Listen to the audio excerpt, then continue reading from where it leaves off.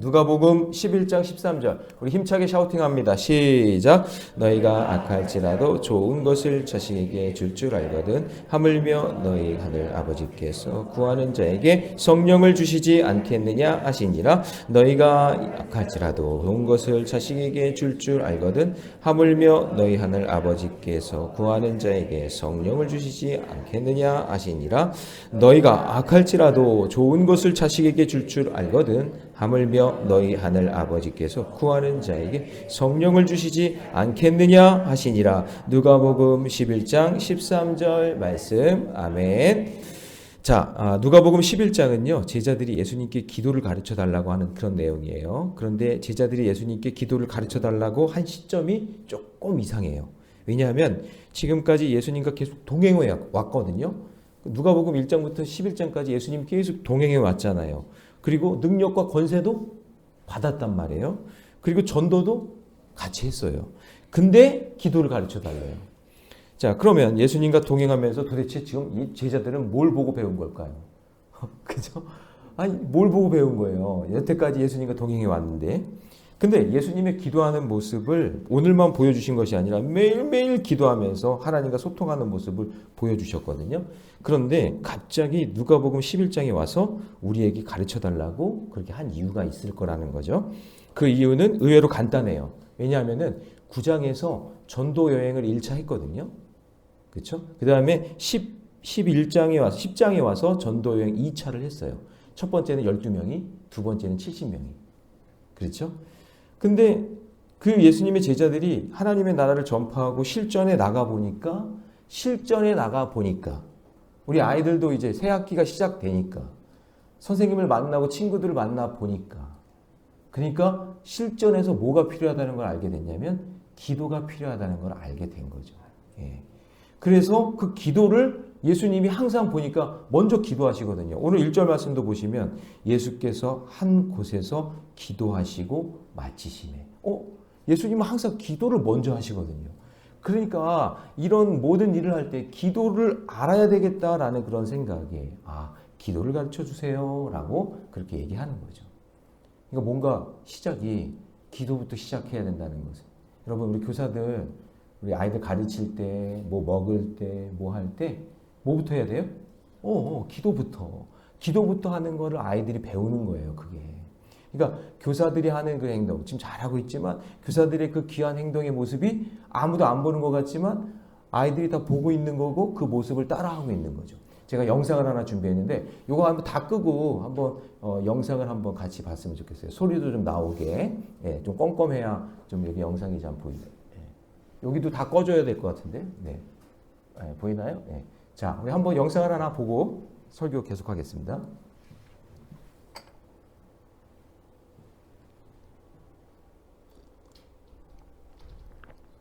소리.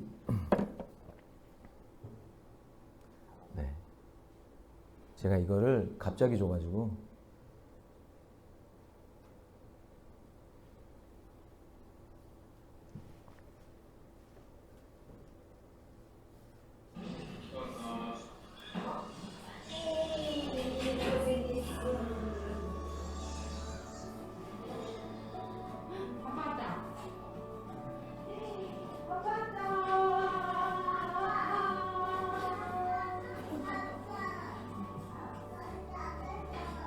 소리 좀만 더 크게.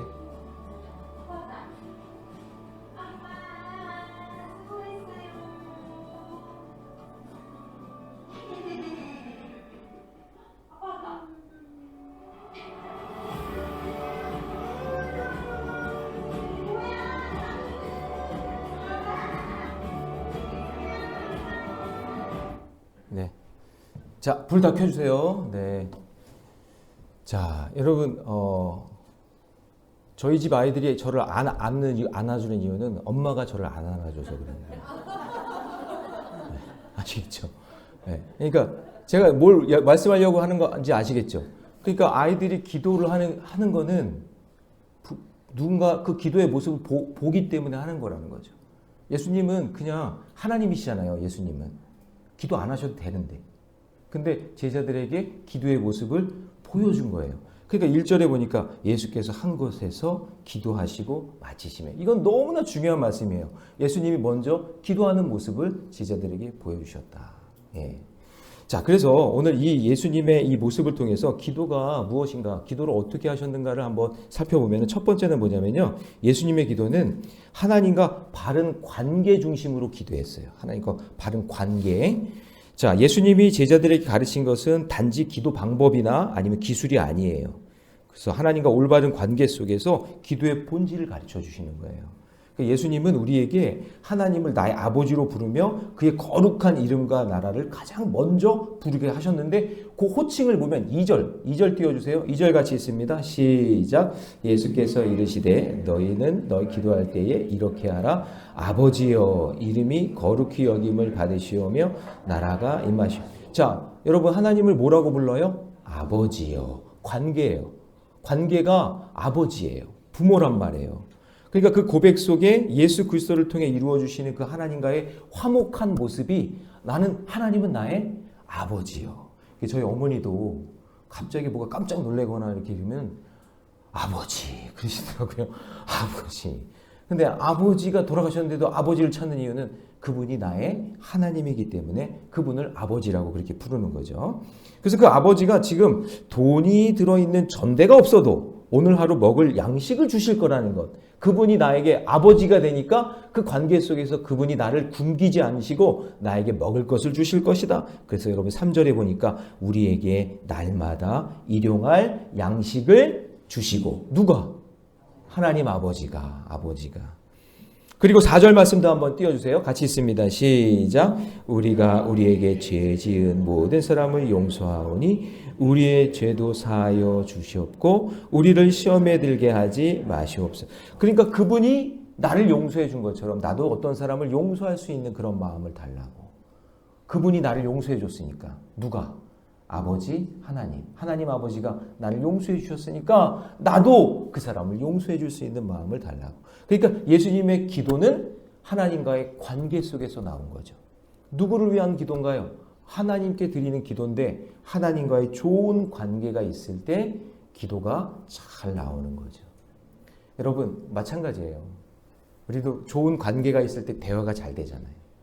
관계가 안 좋으면 말하기 싫죠. 대화하기 싫은 거잖아요. 그러니까 좋은 관계 속에서, 아름다운 은혜의 관계 속에서 거기서부터 기도의 능력이 나타나는 줄로 믿습니다. 그러므로 여러분, 우리의 기도를 한번 점검해 보죠. 하나님, 제가 자녀들에게, 그리고 우리 다음 세대 아이들에게 기도의 본을 보이며 살았습니까? 하나님과의 관계가 저는 어떻습니까? 하나님, 제가 좋은 관계 속에서 기도하며 살고 있습니까? 예. 자, 적용 질문 드립니다. 나는 기도할 때 하나님을 먼저 높입니까? 나의 필요를 앞세웁니까? 하나님과의 바른 관계가 회복되고 바른 관계 속에서 응답하시는 하나님을 날마다 경험하는 우리 성도님들, 교사들 되시기를 주님의 이름으로 축원합니다. 자, 두 번째, 예수님의 기도는요, 하나님의 진실하심을 믿는 기도였어요. 자, 예수님은 그 관계 예로 간청하는 벗, 그 친구를 또 관계에서 또 비유를 해요. 자, 기도할 때 인내와 끈기가 필요하다는 것을 가르쳐 주시는데, 그 관계 속에서, 자, 5절 말씀해 보니까 또 이르시되 너희 중에 누가 벗이 있는데, 친구가 있는데, 자, 6절 말씀 같이 한번 읽어봅니다. 6절 다 같이 시작. 내 벗이 여행 중에 내게 왔으나 내가 먹을 것이 없노라면, 그러니까 내가 먹을 게 없대요. 배고프대요. 그러니까 내가 먹을 것이 없다고 하면 7절에서 그가 안에서 대답하여 이르되 나를 괴롭게 하지 말라. 문이 이미 닫혔고 아이들 지금 다 자고 있고 이제 끝났는데 뭐 지금 와가지고 이렇게 달라고 하냐. 이 매너가 없는 녀석아. 막 그렇게 하겠죠. 그런 친구들이 있겠죠. 그런데 자, 8절 말씀 같이 있습니다. 시작. 내가 너희에게 말하노니 비록 벗됨으로 인하여는 일어나서 주지 아니할지라도 그 간청함을 인하여 일어나 그 요구대로 주리라. 그냥 간절하게 문을 두드리면서 나 좀 죽을 것 같아. 너가 지금 안 주면 안 돼. 하는 간절한 진실한 그 마음이 담겼을 때, 그 기도 속에, 그때 귀찮고 힘들고 어려워도 들어준다, 그 얘기예요. 네? 여러분 우리 자녀들도 막 떼쓰면은 어쩔 수 없이 막 들어줄 때가 있잖아요. 정말 집요하게 떼쓰는 애들이 있더라고요. 집안마다 한 명씩. 와, 얼마나 집요한지 잊을만 하면 또 한 번 얘기하고 잊을만 하면 또 한 번 얘기하고 해가지고 어떻게든지 그거를 간청해서 얻어내더라고요. 네, 그 집요함. 근데 그것은 관계 속에서, 아까 얘기한 관계 속에서 이루어지는 거겠죠. 안 들어줄 수 없는 그런 관계. 예. 자, 그렇다고 한다면 여러분, 진실한 기도, 간절한 그 기도의 반대는 뭘까요? 진실하지 않은 거예요. 진실하지 않으니까 간구하지도 않아요. 구하지도 않아요. 믿지도 않아요. 지금 우리가 이렇게 세준세 모여서 우리 교사들이, 우리 자녀들이, 그리고 우리 성도들이 간절히 기도해야 되는데 간절히 기도하는 거 하면서도 믿지 않아. 어떻게 될 것 같은 그런 믿음이 없어. 그러면 그건 진실한 기도가 아니죠. 오늘 한 번으로 끝나는 게 아니라 계속해서 집요하게 하나님이 들어주실 때까지 계속해서 기도하는 간청함이 우리 안에 있어야 된다라는 거예요. 예, 그래서 우리 자녀들에게도 기도를 해줄 때도 뭐 여러 가지 복잡하게 다양하게 할 필요 없이 어떤 것을 놓고 하나를 놓고 계속해서 기도하는 내 부모가 있고 기도하는 내 교사가 있고 기도하는 교회가 있다는 사실만 알아도 그 아이들은요 거기서부터 용기를 얻고 희망을 얻고 소망을 얻게 될 줄로 믿습니다.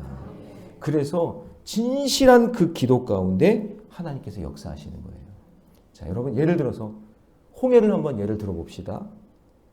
홍해 앞에 선 이스라엘 백성들 입장은 어떤 입장일까요? 홍해가 가로막혀 있으니까 앞으로 가면 어떻게 돼요?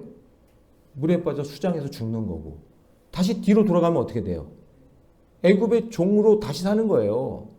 앞으로 가도 죽는 거고 뒤로 가도 죽는 그 상황 속에 있는 거죠. 바다에 들어가면 수장될 거고 애굽 군대에 붙잡히면 다시 노예가 될 거예요. 그럼 그 순간 기도하지 않는 사람은 마귀가 뭐라고 속삭일까요? 야, 이제 오도 가도 못하고 우리 이제 죽었어. 끝났어. 야, 이제 우리는 이제 노예로 같이 이제 끌려가서 살게 될 거야. 이렇게 생각하겠죠?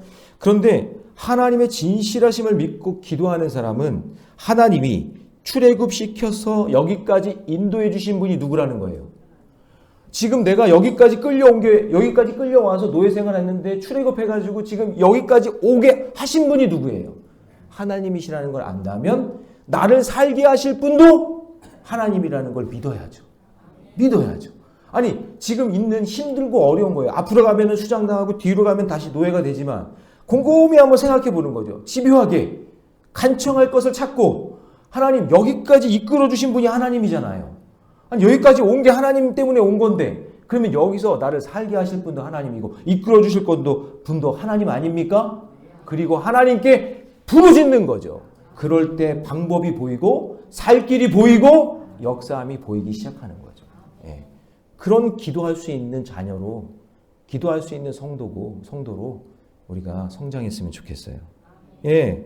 하나님이 어떤 분이시라는 것을 진실한 그 말씀을 붙잡고 기도하는 우리 성도들, 우리 교사들, 우리 자녀들 되기를 주님의 이름으로 축원합니다.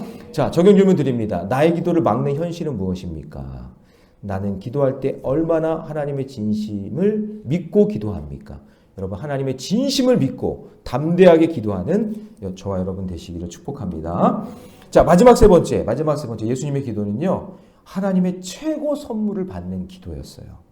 자, 예수님은 다시 한번 아버지와 아들의 관계를 말씀하십니다. 이 관계 중심, 이게 초점이에요. 자, 11절 같이 있습니다. 시작. 너희 중에 아버지 된 자로서 누가 아들이 생선을 달라 하는데 생선 대신 뱀을 주며 12절 시작. 알을 달라 하는데 정갈을 주겠느냐. 자, 그러면서 선하신 하나님께 구하면 우리에게 가장 좋은 것을 주시는 분이 하나님이시다라는 거죠. 그래서 선하신 하나님께서 주시는 그 최고의 선물은 바로 우리에게 성령을 주신 거죠. 그게 가장 귀하고 아름다운 선물이라는 거예요. 그래서 13절 말씀 같이 읽습니다. 시작. 너희가 약할지라도 좋은 것을 자식에게 줄 줄 알거든 하물며 너희 하늘 아버지께서 구하는 자에게 뭐를? 그러니까 너희들에게 너무나 귀한 선물을 이미 줬다.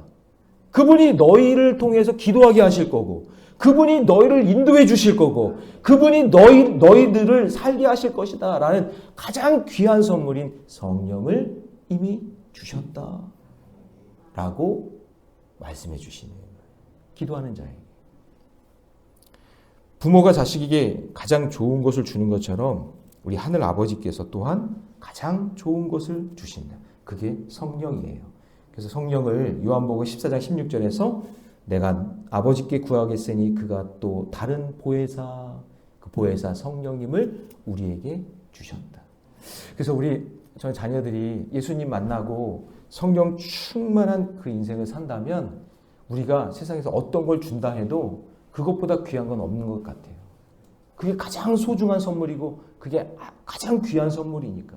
그리고 예수님이 그렇게 기도한 것처럼 우리 자녀들이 힘들고 어려운 시험이나 어떤 어려운 문제 앞에서 예수님처럼 기도하는 자녀가 된다면 얼마나 귀하고 아름다울까요?